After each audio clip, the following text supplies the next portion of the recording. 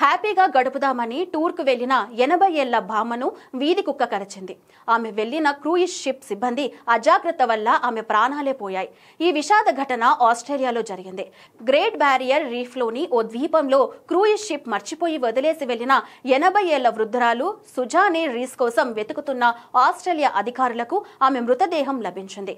Coral adventure cruise ship లో తన తోటి ప్రయాణికులతో కలిసి లిజార్డ్ ద్వీపంలో హైకింగ్ కోసం రీస్ శనివారం వెళ్లారు. కానీ ఎండ ఎక్కువగా ఉండటంతో ఆమె విశ్రాంతి తీసుకోవాలని భావించి ఆ గ్రూపు నుంచి విడిపోయినట్లు తెలుస్తోంది. తర్వాత ఆమె గురించి ఎవరు పట్టించుకోలేదు. ప్రయాణికులంతా తిరిగి వచ్చారా లేదా అన్నది చూసుకోకుండానే సిబ్బంది క్రూయిజ్ ను బయలుదేరారు. సూర్యాస్తమం సమయంలో ద్వీపం నుంచి ఓడ బయలుదేరింది. కానీ ఆ మహిళ కనిపించడం లేదని కొన్ని గంటల తర్వాత సిబ్బంది గ్రహించడంతో ఆమె కోసం తిరిగి ద్వీపానికి వచ్చింది.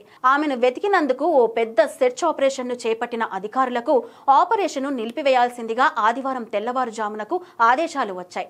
వారికంటే ముందే చేరుకున్న హెలికాప్టర్ సిబ్బందికి ఆమె మృతదేహం కనిపించడంతో సెర్చ్ ఆపరేషన్ ఆపేశారు. కనీస జాగ్రత్త, కామన్ సెన్స్ లేకుండా వ్యవహరించడం వల్ల ఇదంతా జరిగిందని ట్రావెల్స్ ఏజెన్సీ వైఖరిపై మృతురాలి కుమార్తె కేథరిన్ విమర్శలు చేశారు.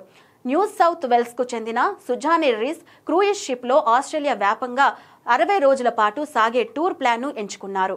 గత వారం ఈ షిప్ బయలుదేరింది. ఈ షిప్ లో 46 మంది సిబ్బందితో పాటు 120 మంది అతిథులు ప్రయాణించవచ్చు.